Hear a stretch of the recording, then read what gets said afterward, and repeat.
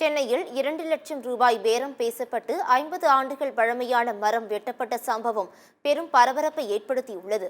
Chennai 107வது ward Krishnaveni அம்மாள் தெருவில் புதிதாக அடுக்குமாடி குடியிருப்பு கட்டப்பட்டு வருகிறது.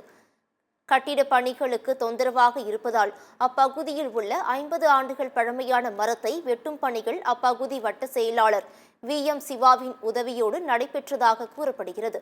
குறிப்பாக திமுக நிர்வாகி மற்றும் வட்ட செயலாளர் சிவா 50 ஆண்டுகள் பழமையான மரத்தை வெட்ட 2 லட்சம் ரூபாய் வரை பெற்றதாகவும், பணத்தை கொடுத்துவிட்டு கட்டிட நிர்வாகம் இரவோடு இரவாக சாலையோரம் இருந்த மரத்தை வெட்டி அப்புறப்படுத்தியதாக புகார் எழுந்தது.